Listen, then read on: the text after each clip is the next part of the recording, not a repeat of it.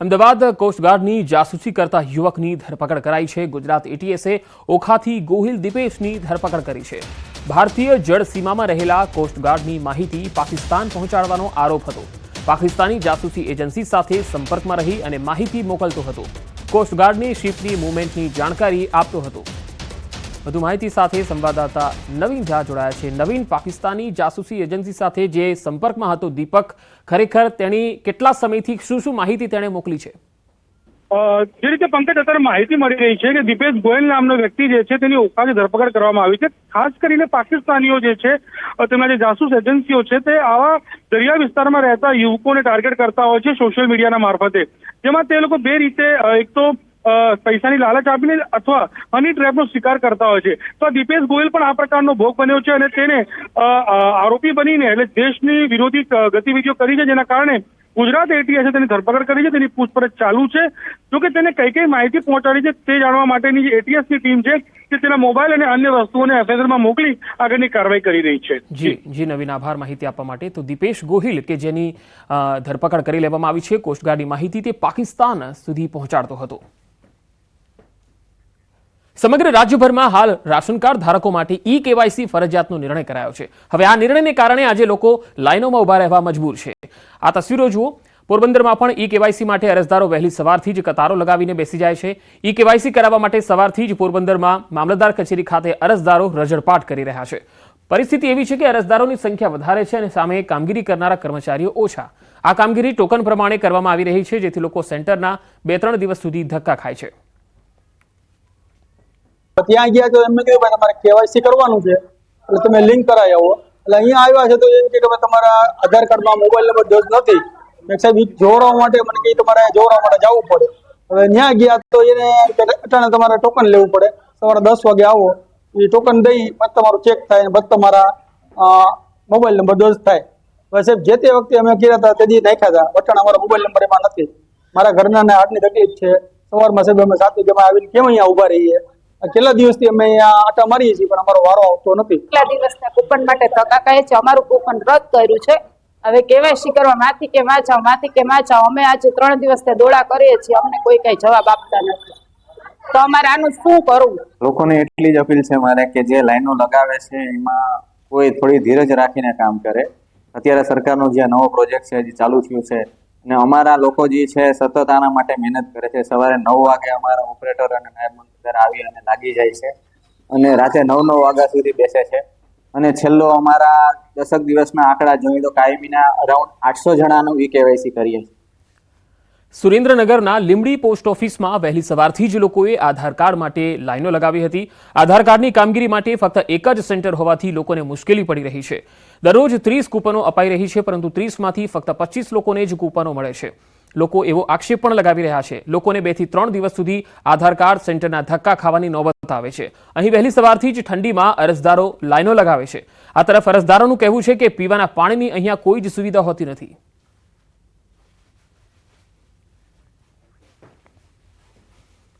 કચ્છ જિલ્લાના ભચાઉમાંથી ફરી એકવાર ડ્રગ્સ પકડાયું। 1 કરોડ અને 47 લાખના કોકાઈન સાથે 4 લોકોને ઝડપી પાડ્યા। આરોપીઓ પંજાબથી કચ્છ ડ્રગ્સની ડિલિવરી કરવા આવ્યા હતા।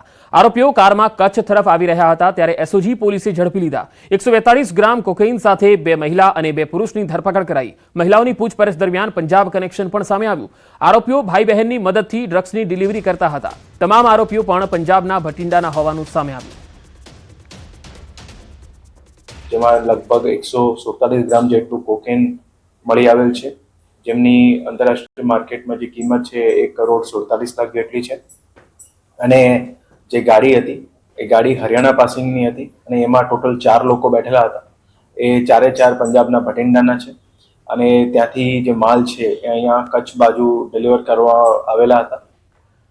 સુરતમાં ગૌચરની 100 કરોડની જમીનનું કથિત કૌભાંડ સામે આવ્યું। રૂપિયા 1.70 કરોડની સ્ટેમ્પ ડ્યુટી ભરી ગૌચરની જમીનનો 24 કરોડનો દસ્તાવેજ બનાવ્યાની ફરિયાદ છે।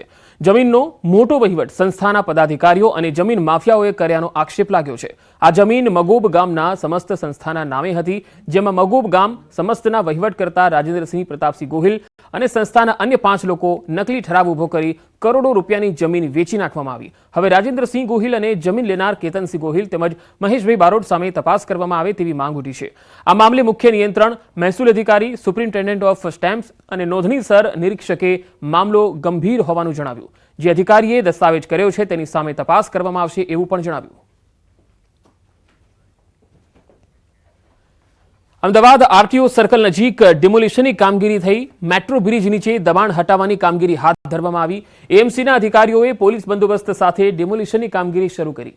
એક વ્યક્તિએ પોતાની જમીન હોવાનો દાવો કર્યો. અગાઉ મેગા પ્રોજેક્ટ સાથે જમીન સંપાદન અંગે ડીલ થઈ હતી, છતાંય એએમસીની ટીમે કોઈ નોટિસ વગર ડિમોલિશન શરૂ કર્યું હોવાના આરોપ છે.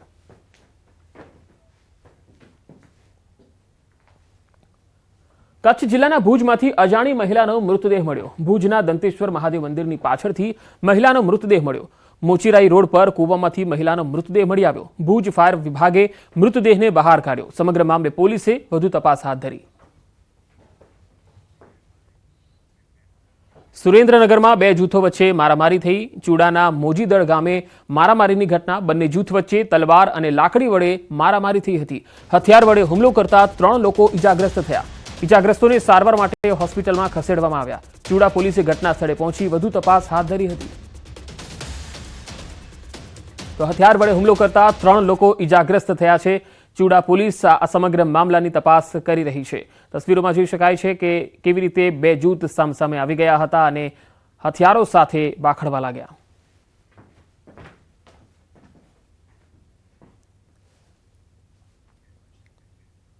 રાજ્યના વધુ સમાચારો પર નજર કરીશું. હાલ રોકાઈશું એક વિરામ માટે.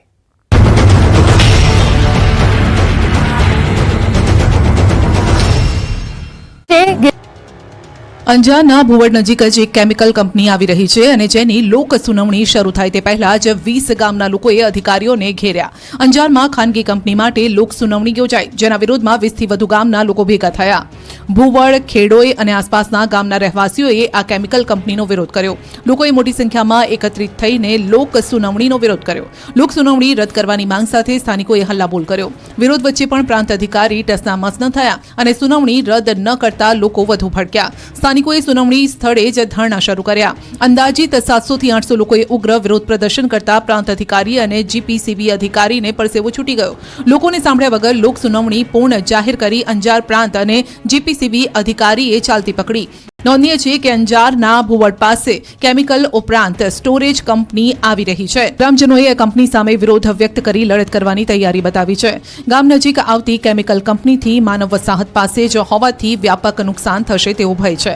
3 થી 4 તળાવો જે આ ગામની જીવાદોરી છે તે પણ દૂષિત થશે. 3000 થી વધુ પશુધનને નુકસાન થશે. આ વિસ્તારમાં બાગાયતી અને ખેતીના પાકોમાં પણ વ્યાપક નુકસાન થશે તેવો લોકોને ડર છે. વડોદરામાં દબાણકર્તાઓ પર 10 દિવસથી તવાઈ ચાલી રહી છે. વિવિધ વિસ્તારમાં ખડકી દેવાયેલ દબાણો પર બુલડોઝર ફરી વળ્યું છે. વડોદરાના મનપા કમિશનર દિલીપ રાણા એક્શન મોડમાં છે. શહેરમાં સતત 10મા દિવસે દબાણ હટાવવાની કાર્યવાહી યથાવત છે. ગુરુવારે પિરામિતા રોડ પર આવેલું ફિશ માર્કેટ સીલ કરાયું. રાવપુરા પોલીસના ચુસ્ત બંદોબસ્ત સાથે ફિશ માર્કેટ સીલ કરવામાં આવ્યું. અનેક નોટિસ બાદ પણ પરવાના ફી ન ભરતા ફિશ માર્કેટ સીલ કરાયું. છેલ્લા 5 વર્ષથી વધુ સમયથી નોટિસ આપ્યા છતાં પણ કોઈ કાર્યવાહી કે પછી ફી નહોતી ભરવામાં આવતી, જેથી વડોદરા કોર્પોરેશનની માર્કેટ શાખા અને દબાણ શાખાની સંયુક્ત કાર્યવાહી અહીં ચાલી. શહેરના રાજમહેલ રોડ ઉપર પિરામિતા પોળની અંદર આવેલા મચ્છી માર્કેટ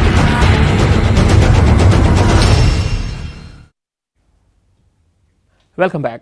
બંગાળની ખાડીમાં સાંજ સુધીમાં બનશે વાવાઝોડું, જે આવતીકાલે તમિલનાડુ પુડુચેરીના કિનારે ટકરાશે. હવામાન વિભાગની આગાહી છે કે 90 કિલોમીટરની ઝડપથી અહીંયા પવન ફૂંકાઈ શકે છે. તમિલનાડુમાં 3 દિવસ વરસાદનું રેડ એલર્ટ અપાયું છે. તમિલનાડુ સહિત 5 રાજ્યોમાં અતિભારે વરસાદની શક્યતા છે.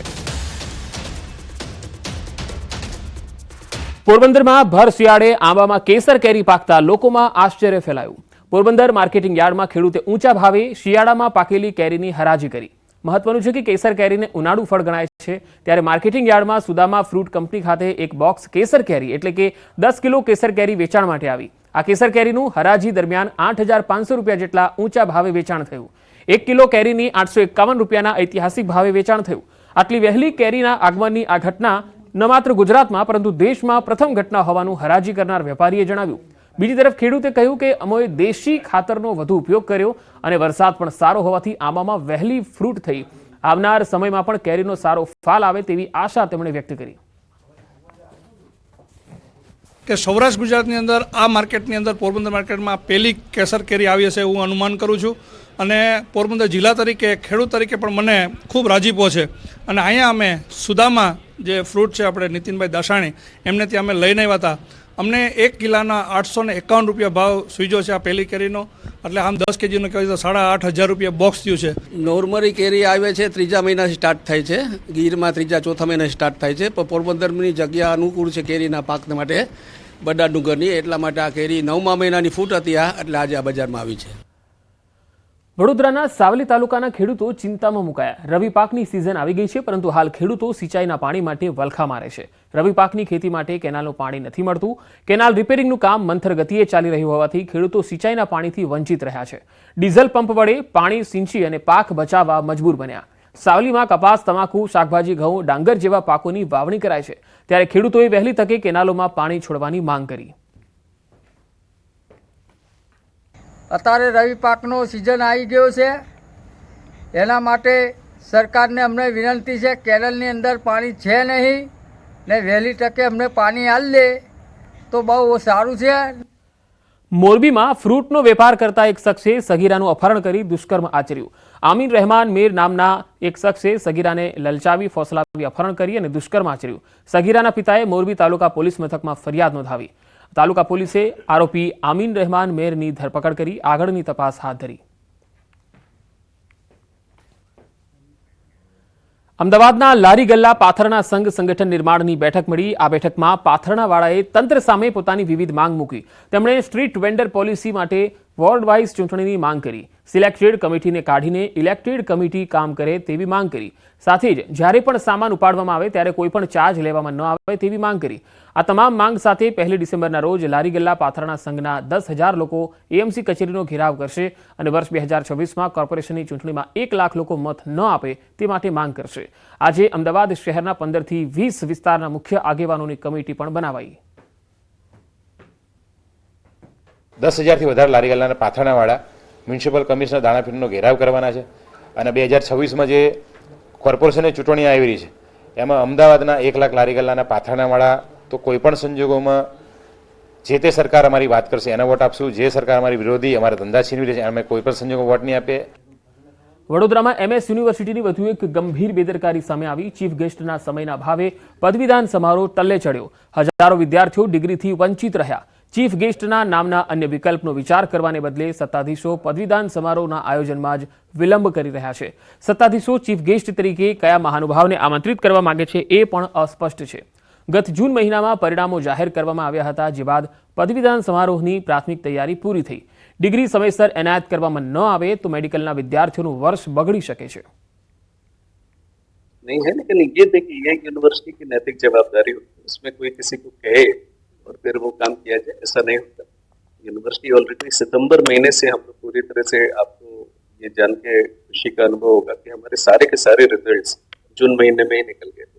यानी कि उसके बाद से हम लोग कन्वोकेशन करने के लिए जो हमारी बेसिक तैयारी वो हम लोग पूरी कर चुके हैं. हम लोग बहुत शीघ्र ही हमारा जैसे ही चीफ गेस्ट का डेट फाइनल हो जाएगा. અંબાજીની સબ ડિસ્ટ્રિક્ટ હોસ્પિટલમાં બ્લડ સ્ટોરેજની શરૂઆત થઈ. ઇમરજન્સીમાં લોકોને લોહી મળી રહે તે માટે બ્લડ સ્ટોરેજ ખુલ્લું મુકાયું. પેથાણી બ્લડ બેંક સાથે ટાઈઅપ કરીને અંબાજીમાં બ્લડ ડોનેશન કેમ્પ યોજાયો, જેમાં હોસ્પિટલના સ્ટાફ સહિત મોટી સંખ્યામાં લોકોએ બ્લડ ડોનેટ કર્યું. કેમ્પસમાં 60થી વધુ બોટલ બ્લડ એકત્રિત કરાયું. હોસ્પિટલના સુપરિન્ટેન્ડન્ટે આ બ્લડ સ્ટોરેજ આદિવાસી સમાજના દર્દીઓ, પ્રસૂતાઓના મૃત્યુદરને ઘટાડવા અસરકારક સાબિત થશે તેવી આશા વ્યક્ત કરી. હોય તેમજ જે ડિલિવરીના દર્દી હોય તેને જરૂરિયાત પડે ત્યારે લોહી લેવા માટે એમને પાલનપુર જવું પડતું હતું. અને આ બ્લડ સ્ટોરેજ સેન્ટર ચાલુ કરવાના કારણે તેઓને જે સરકારની જે યોજના તેમજ PM જેવી યોજના છે તેમને સંપૂર્ણ ફ્રીમાં લોહી મળી રહેશે, જેના કારણે તેમનું મૃત્યુદર પણ ઘટી શકશે અને જરૂરિયાતવાળા દર્દીને આપણે લોહી પણ પૂરું પાડી શકીશું. રાજ્ય સરકારે કરેલા ઠરાવનું આખરે સુરત પાલિકાએ અમલીકરણ કર્યું. રાજ્ય સરકાર દ્વારા વર્ષ 2022માં એક ઠરાવ કરાયો હતો, જેમાં સંસ્થાઓને ગુજરાતી ભાષામાં સાઇન બોર્ડ અને દિશા નિર્દેશ બોર્ડ લગાડવા નોટિસ અપાઈ હતી. મહાનગરપાલિકાના જે પણ વિસ્તાર છે અને અન્ય મહાનગરપાલિકાઓ છે એમાં જે પણ સાઇન બોર્ડો હોય, દુકાન પર જે નામો લખેલા હોય, નામ હોય, દિશા નિર્દેશ હોય, એ તમામ વસ્તુ એ ગુજરાતી ભાષામાં હોવા જોઈએ. એની માંગ મારી 2019થી હતી. મહિનાની 2022માં રમતગમત અને યુવા અને સાંસ્કૃતિક વિભાગ દ્વારા એક ઠરાવ કરેલો હતો. એ ઠરાવમાં એવું દર્શાવેલું હતું કે કોઈ પણ સરકારી કે અર્ધ સરકારી યુનિટ હોય, કોઈ પણ જાહેર સ્થળ હોય, નામ હોય, દિશા નિર્દેશ હોય, કોઈ પણ સૂચન હોય, કે જાહેર સ્થળ પર જાહેરાત હોય કે અંગ્રેજી કે હિન્દીની સાથે સાથે ગુજરાતીમાં હોવું ફરજિયાત છે. પરંતુ સુરત મહાનગરપાલિકા આનો અમલ કરતી નહોતી. મ્યુનિસિપલ કમિશનરશ્રી આનો અમલ પર કરતા નહોતા. એટલે એ બાબતે એક ફરિયાદ એક લેટર દ્વારા મેં માનનીય મુખ્યમંત્રીશ્રીને લખેલો અને સુરત શહેરના અલગ અલગ વિસ્તારમાંથી 400થી વધુ પુરાવો એમની સમક્ષ રજૂ કરેલા. નામ લખેલા છે એ અન્ય ભાષામાં છે, માનો કે ઇંગ્લિશમાં કે હિન્દીમાં, તો સાથે સાથે ગુજરાતીમાં લખવા ફરજિયાત છે. આ મારી માંગ હતી અને સુરત મહાનગરપાલિકાએ આજથી એમનો અમલ કરવાનો શરૂ કર્યો છે.